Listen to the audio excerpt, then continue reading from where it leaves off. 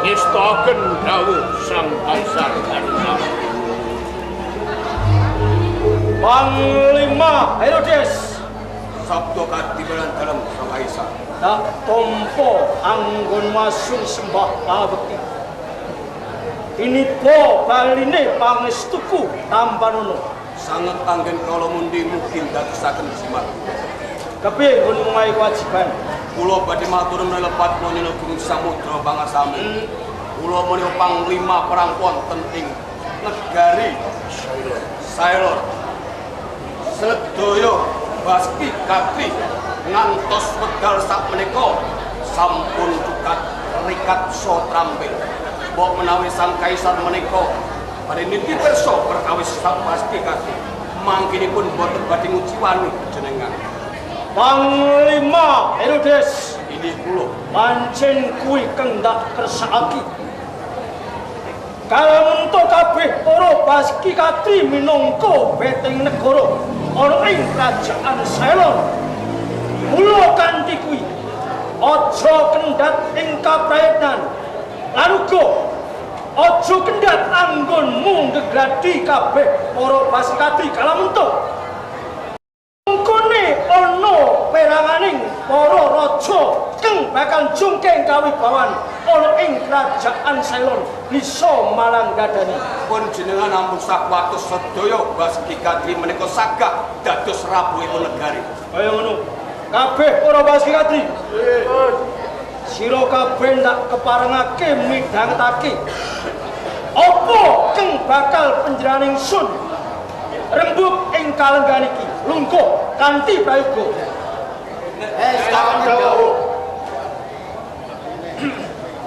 Abdul Ghawur, Sang Kaisar Arjuna. kejaba saka kuwi panjenengan ingsun bakal mundhut pirsa kadya paran katentreman ana ing kerajaan Sailor.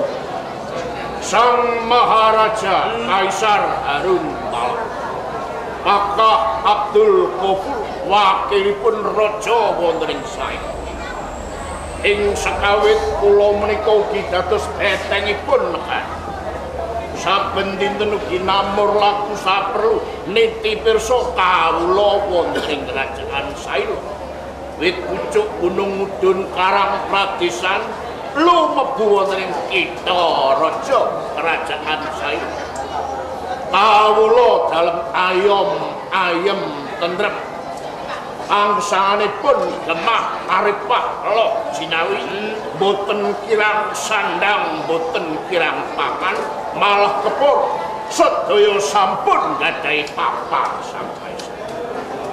Pancen kuwi kang dadi gegayuhaning sun. Anggoning sun jumeneng raja ning kerajaan Sailon. Aja nganti ana peranganing kawula kang kekurangan sandang lan pangan. Ewa dene kalenggan iki para kawula uripe bebasan bos mubra-mubru linabur madu ateges jangan sira minangka badil wakaling sun anggonmu nindakake kewajiban iki cancut ing tali wondo kejaba saka kuwi Wiswana Agung ing kalenggan iki ora ana bab perkara kang bakal ndak rembug mung kejaba anggoning sun jumeneng raja ana ing kerajaan Sailon ing ngarep wis kok aturake yen menawa kawula kae padha ayem-ayem lan tentrem uripe nanging kalamun to isi ana kekurangane anggoning sun jumeneng raja lungguh ana ing dampar gading Paluanom njur kekurangan kuwi mapane menyang endi coba enggal matur Sang Kaisar Haruntala ngenani bapa tentreman pangsangan boten wonten ingkang kuciwa nanging nyatanipun anggen Ngerat Pradata ngayomi kawula wonten ing kerajaan Saila. Kekiranganipun namung setunggal. Kekurangane mung siji. Injih Pakah Abdul Kabur. Yen pancen isih ana kekurangane morake, jengen sira matur. Apa kekurangane cukup? Kekiranganipun wonten sisih kuwa panjenengan. Dampar aprames waren tasih punah. Permain suri dereng wonten. Wonten ing kerajaan Sailon wonten bapa raja nanging dereng wonten ibu ratu. Dadi cethane durung jangkep anggon kulungguh ana ing dampar gading Paluanom jalaran dampar Kapraneswaren isih gomblang. Leres mriku Sang Kaisar. Pakah Abdul Kabur. Injih Ngertenono. Mung saben dina isine panjenengan ingsun iki nengenake marang tatananing negara kabutuhaning negara prasasat niwakake marang kabutuhaning kapribadenku dhewe nganti kalenggan iki jroning atiku durung ana catetan utawa durung ana gegambaran salah suwijining putri keng pantes keng jumbo jangkepi anggoning sun jumeneng raja ana ing kerajaan Sailon. Mung wae yen pancen jeneng sira duwe patikan salah suwijining putri, duwe pilihan putri, morage sira matur. Sang Kaisar Haruntala saderengipun panjenengan ngendika bilih pados Rames Wari ibu-ibuning kawula ing Saila. Estunipun kula sampun ngangklang jagat. Wonten ing negara Cina, wonten ing negara India, wonten ing negara Dayak ugi kalebet wonten ing tanah Jawa. Dados wanita-wanita putri-putri kala wau kula foto kula dekek wonten ing album kersanipun panjenengan mangke saged mirsani album utawi foto-fotonipun tiyang luar negeri utawi negeri Cina, India, Dayak, Jawa menapa panjenengan kersa dadi putri-putri kalbu saka tanah Pulo Jawa, nggih saka tanah Gujarat, nah Cina, Dayak. leres Iki kok jupuk gambare leres bakal kok pamerake marang panjenengan ingsun. leres Sang Kaisar Sapa ngerti salah sijining putri ki mau ana sing nyocoki marang rasaku ngono. Apa bener Menika laras Panglima? Sang Baginda. Oh kaya ngono. menapa sak menika ugi Kabeh ku mau rumangsa cocok lan matuk kula. Ora kenggal pamerke panjenengan kepengin mirsani kaya kepiye ayune kabeh para putri sing kok jupuk gambare ki mau. kados ngaten nggih sawetawis albume kula pendhetik Kula kepengin mangertosi kados pundi albumipun tiang-tiang modho barang. niki gambare putri saking Dayak mila kula aturi mirsani monggo para pradonga Iki lho, gambare putri saka Dayak. ya ya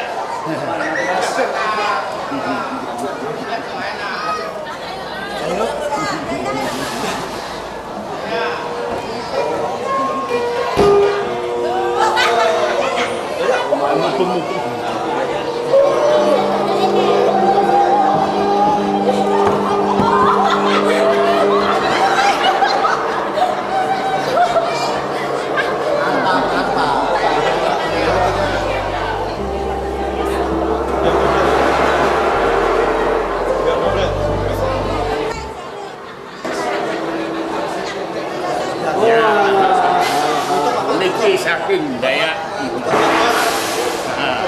Dadi ki mau gambare saking Dayak nika putri saka Dayak nggih ora cocok, mboten cocok ora iso joget. Baginda, Iya. nanging ngeten iki. Ah, najan to nganggo sandangan sing kaya ngono, ning kabeh mau ora bisa nuju kono. Jalaran ora cocok. oh ngaten nggih niki putri Cina Saka tanah Gujarat nggih Cina. saking negeri Cina Sopo?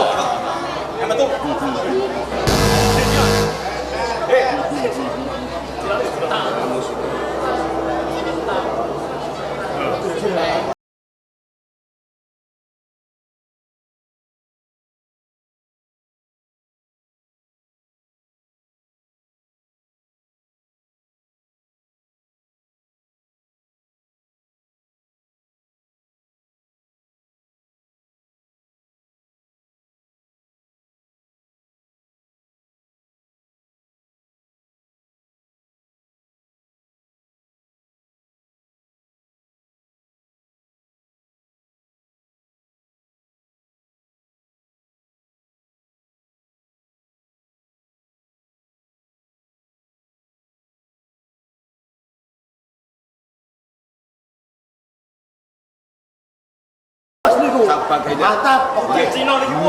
jogete nggih Jios Putih pripun Sang Kaisar ahli kungfu niku. Aku gumun. nggih Gumunku ora perkara ayune putri saka Cina kuwi. Ajeng. Gumunku perkara polahe. Nggih ngoten niku. Nggih ngoten niku. Niku ahli kungfu. Ahli kungfu. Ning aku ora cocok Panglima. kirang Ora alus masuk kurang halus. nggih nek putri Cina mboten cocok nah niki putri saking India Saka negara India. saking negara India Coba piye? kula aturi mirsani saking India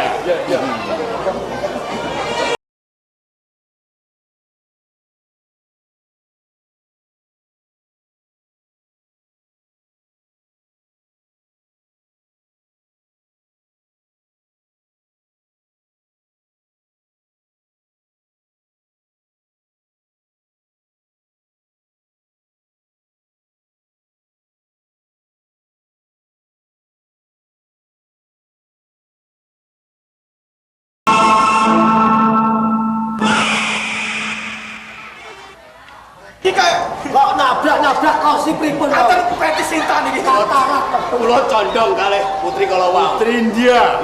Condong kula. Dadi Dhuwur. Awakane gedhe nggih. Panglima Herodes condong Nggih. mergo pawakane Nggih, pakulitanipun ireng kuning. ning kanggoku ora cocok ora matut. Sebabipun menapa? Ya kuwi mau kurang alus sing tak goleki putri sing solah bawane iki sarwalus. Nah, niki nek panjenengan kepengin putri solah bawane kenal. Niki putri king tanah Jawa. Iki lho, Nggih, king Kediri niki. putri saka tanah Pulo Jawa.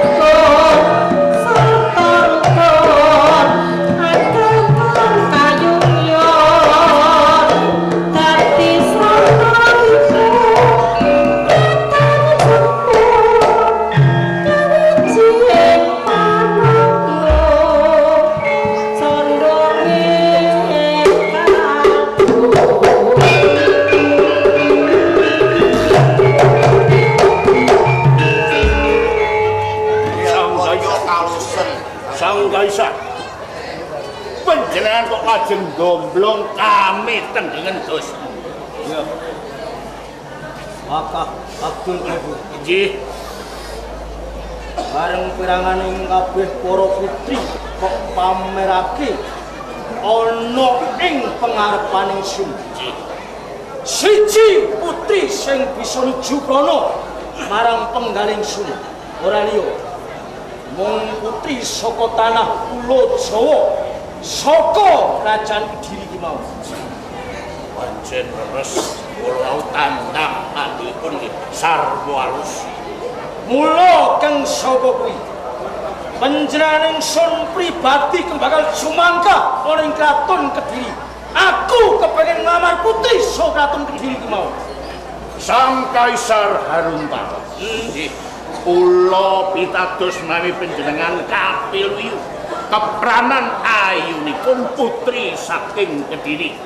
Pancen nyoto ayu tandang tandukipun Ki Milangon. Nanging Sang Kaisar desa mawa cara negara mawa tetep.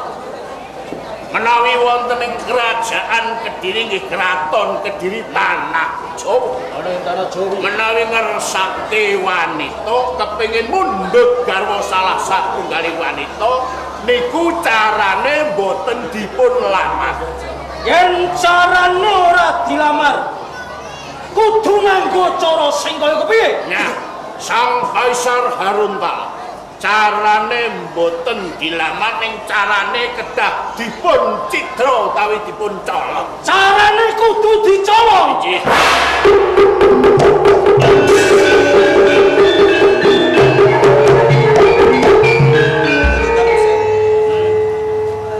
Mun sewu Panglima Herodes. boten wonten sak ngertos kula. Yang kakung tresna kaliyan yang putri menika boten dipun colong. Awit menapa? Yang putri kala wau gadhah tiyang sepuh. kedahipun nggih dipun lamar, boten dipun colong. Panglima Herodes sing nganglang jagat iki kowe apa? Nggih panjenengan. Nah, sing nganglang jagat nganti teko luar Jawa, luar negeri kalebu ing tanah Jawa iki. Dadi tata cara iku wis ndak ngerteni kabeh kalebu ning kraton Kediri. Ing Kediri kuwi carane kudu dicolong, ora dilamar. Nanging sak ngertos kula mboten kados ngaten. Ya. Ribut kebur. Yen pancen kudu nganggo cara sing kaya ngono. Mergo besok kalamun to kelakon putri ki mau keng bakal dadi sisianku. Kang bakal jangkepi anggon ingsun ngasta pradata ning kraton Sailon. Mula panjenengan pribadi kang bakal jumangka nolong putri saka Kediri mau. Nderekaken sugeng tidak sampai sak. Mula sadurunge panjenengan sun jumangka sautuhe negara ana ing kerajaan Sailon ndak pasrahke lawan jeneng sira. Mekaten iki pitados kali. Maka Herodes enten para Baski Patri deke panjenengan jumangka ing kraton Kediri.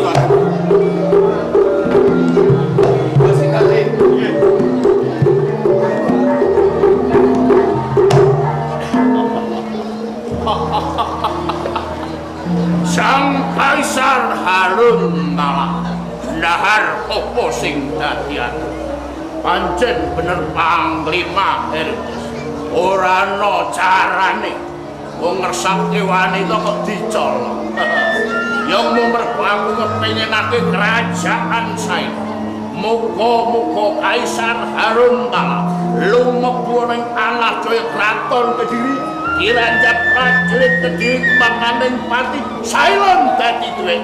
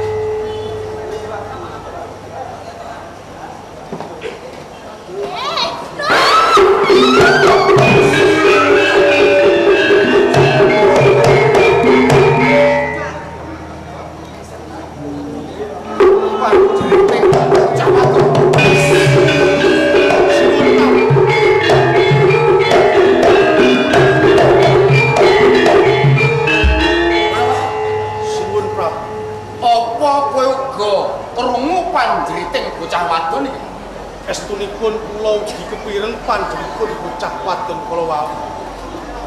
Nanging sang kula dumugi wonten ing Taman Sari, nyatanipun Ndara Putri Murniwati menika boten wonten ing Taman Sari sini. Apa wis tok upati tepung gelang Taman Sari?